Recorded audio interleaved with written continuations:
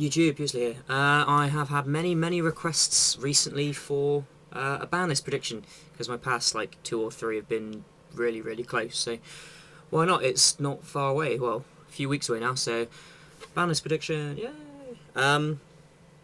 When I do the ban list, I try to be fair and neutral and think of what's actually going to try and improve the game, not what I just want. So this is like things that I realistically think could happen. Start off with stuff that going to two. I think Book of Moon could go from 1 to 2. A lot of people didn't think it should have been hit in the first place, because I mean it's been at 1 before. The reason it was hit is because it was like a staple card that was put into everything straight away. It was like the most powerful spell basically because it stopped so much, it's just so flexible. I think it could come back to 2 because then you play 2 and it's going to stop a lot of the problem things at the moment. So like everyone complains about Grapha constantly coming back. You can just book the Dark World monster and they can't bring back Grapha. Like book the Venus when agents summon it and start spamming. You just book tuners, you can disrupt plays, and it's like a -1, but it's like defensive. It would be a lot more defensive in this meta than it is, or was before, than it is aggressive. So I reckon that's just good, and it combos well with like Hydrogeddon and Guiber and like some of the Flambeau Firedog things. So obviously they're going to try and get some big promotion now with Largy and stuff coming out. So I reckon book to go to 2, and then Rekindling from 3 to 2. Obviously in the OCG, Larvals are really good.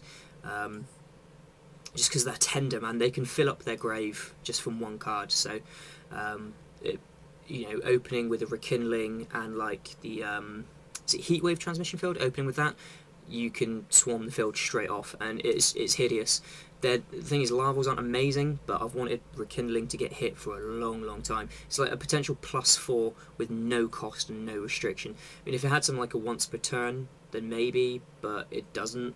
So you can Rekindling, Synchro, Rekindling, Synchro, and like you just got game because Rekindling's retarded. Next then, I think Rescue Rabbit to 2. A lot of people reckon Rescue Rabbit to 1. I don't. I reckon Rescue Rabbit to 2 because I've never lost to a Rabbit deck, but first turn Rescue Rabbit's nuts. It's horrible. So obviously going into Largia for free is horrible, but at the end of the day, the Largia is only going to negate 1 card, so you're only going to -1 off of that Largia.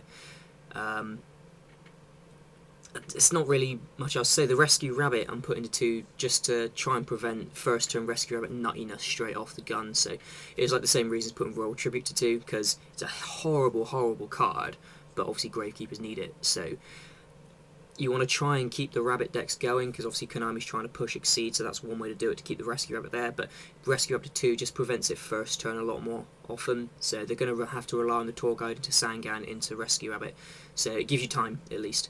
Right then, to 1, I reckon first off Master Hyperion. Agents, they bore me, basically. I reckon Master Hyperion to 1 because they've got too many boss monsters. They've got, like, when they get out Gachi, Venus is a 2k beat stick. They've got Hyperion, which +1s every turn. They can easily use Christia. They use Blackluster Soldier. They can use Chaos Sorcerer. They've got Gauze and Tragodia. Oh, they can use the TGs. It's horrible. They synchro into Trishula ridiculously easy. How many boss monsters does one deck need? They've got more than Light Swarm, for Christ's sake. So I just reckon Rescue Rabbit, not Rescue Rabbit, sorry, Master Hyperion to 1, just because a +1 every turn from a monster you can normal summon, special summon with ridiculously easy with its own effect, and you can special summon it with Valhalla as well. It's just too flexible, it's too generic, but at the same time agents sort of need it, because you need that fear factor of what if they have Hyperion. So Hyperion to 1, be good for me. I don't think that would hurt agents too much, and just because they're wrecking the OCG. Next, to hit wind-ups a bit, I reckon either Zen Mighty or Rat to 1. Don't really care which either, to be honest with you. Zen Mighty is basically just there for the combo. It's combolicious. It doesn't do anything apart from promoting ridiculous plays. There's nothing else to say. I mean, if your opponent goes into Zen Mighty, it's so they can go into something else afterwards. They don't go into Zen Mighty because Zen Mighty's the right choice. You go into Zen Mighty so you can get other stuff and combo even more. It's just a ridiculous plus that's going to search you out Rat, which is going to get you another Zen Mighty, blah blah blah. It just combos for the sake of comboing, so there's no point. It's not doing anything apart from comboing off and plussing for free, so it's stupid. And obviously the other reason for the other idea is rat to 1. So either because if you put rat to 1, then you're not going to be constantly going Zen Mighty, Zen Mighty, Zen Mighty, because no deck apart from Wind Ups is going to bother using Zen Mighty, and there's not going to bother using 3 Zen Mighty if there's only 1 rat. So you'd use 1, maybe 2, just so you can go like Zen Mighty, get rat, and then go from there. And that just basically means that if either of those goes to 1, then the first turn hand rape thing, they're probably going to hit maybe 1 or 2 cards, unless they open like Monster Born and stuff as well. But you hit 1 or 2 of those because they're really good. It's just they plus out of nowhere, and Rat and Zen Mighty are the big ones that plus there. You got like Magician and the Factory, but they're balanced in a way because they need other things to activate to do it. And obviously if you don't have Rat and Zen Mighty there, then you're not going to get the Magician off quite as often, apart from with Shark. And then lastly we're hitting Inzectors by putting Dragonfly to 1, just because it's ridiculous. I ran the deck like last weekend, and Dragonfly is just horrible because you have to warning it. Solemn Warning or Solemn Judgment, those are the only generic main deck outs to Dragonfly, whereas Centipede you can bottomless and things like that. So it's just Dragonfly, because you get the plus to the field rather than to your hand like with Centipede, so you can pop again and then exceed. It's horrible. So it's too much, but at the same time you don't want to kill Inzectors because the deck's brand new, so you want to keep the consistency there, because obviously when you run proper Inzectors you run it with Tour Guide, so you can still Tour Guide, Sangan, get Dragonfly, then go through your loops, but again that's still set up and your opponent's got the chance to think, oh crap, I'm not going to set my whole hand or whatever, or know what to save the warning for, so that's fine. Onto the banned stuff then. I've got 2 things here. One is the same as the last list. Future Fusion needs to be banned. The reason it needs to be banned is because it's not doing what is originally intended to do. The card was originally intended to go, here are difficult fusion monsters to summon. Fusion summon them in 2 turns from the deck. That's fair.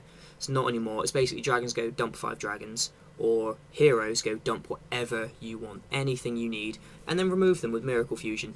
It's just not doing what the card is supposed to do anymore. It's just a Foolish Burial on crack. So you can dump up to 5 months, or even if you like Overload Fusion and things like that, you can, if you go for like Chimera Tech Overdragon, sorry, you just dump your entire machine deck. So it's just not doing what it's supposed to do basically. So it's Foolish Burial on crack, and Foolish Burial's at 1, so it needs to go basically. The next one is to hit like Plant Synchro or Junk Doppel, whatever you want to call it.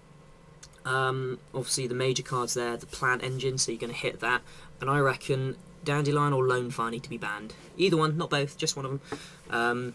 Because that then hurts Spore, because it's only then going to have, say like you ban Lone Fire, they're only going to have Dandelion or Glart Bulb to remove to special summon it from the graveyard.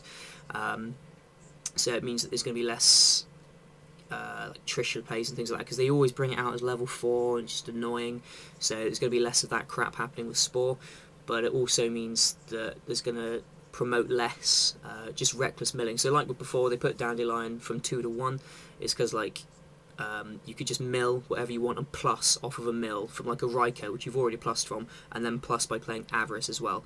So even though Avarice is at 1 still, people are still just like Card Trooper and Raikouing things away, just because if you mill Dandelion, Lone Fire, Glowp or Spore, then you're going to go into Trishula basically. It's ridiculous, so you need to stop that and slow that down. But at the same time, obviously, you don't want to kill any actual plant decks, not like Plant Synchro and stuff, but plant decks like Giga Plant and stuff. So I reckon personally probably Dandelion should be banned, but Dandelion or Lone Fire, they're just too good. And the last little bit, my secret wishes. I would want something unbanned. My very, very big secret wish is I want Crush card back, so I can go Tour Guide, Sangan, Set Crush. I reckon that'd be just freaking amazing. I would love to do that, and it gives me a chance to play my Gold Crush card. That's just my secret wish. The other one is Graceful Charity. I wouldn't mind having back. It'd just be funny as hell in Dark World. It pushed probably Dark World over the edge a little bit, like properly into Tier 1, but you could also splash it in Fabled, which I'm still playing a lot as well. So those are just secret wishes. I don't actually think they'll be back. I think if anything, Magician of Faith or Tribe Infecting Virus will come back. Just because Magician of Faith is too slow, basically, is the whole reason. Like, what power cards are you going to get back? There's like Monster Born, Heavy Storm and Dark Hole. You're going to pick one of those 3. And if they're in the graveyard, then they've probably been milled there, to be honest. So Magician of Faith is way too slow to get anything off, and Chime Infecting Virus, it does a lot to sort the game out as it is at the moment. I mean, like for instance, if somebody gets like a massive wind-up loop against you and ends with like 3 Zen Mighties and some other random wind-up monster, you get Tribe Infected Virus, Core Machine, and you've nuked their whole field and they minus. So it answers a lot of like problem cards and things at the moment, and you can still bottomless it, and it would give things like Fable to boost as well. Not even really, to be honest, because they just use Snipe Hunter. But yeah, it just one of those things that it's not hugely splashable, but it's really good. So it'll probably be more side deck material for like theme decks, so against like dragons and stuff, or wind-ups. So things that are obviously all going to be playing the same type of monsters, you can use it. But then the reason it can be unbanned is because there's not a huge amount of decks that are playing the same type of monsters. So there we are. That's my thoughts for this next ban list. So hopefully it'll all go well. I've been enjoying this format though, to be honest. It's been really good. So as long as they don't slap Dark World around, because they're really hard to play. But there we go.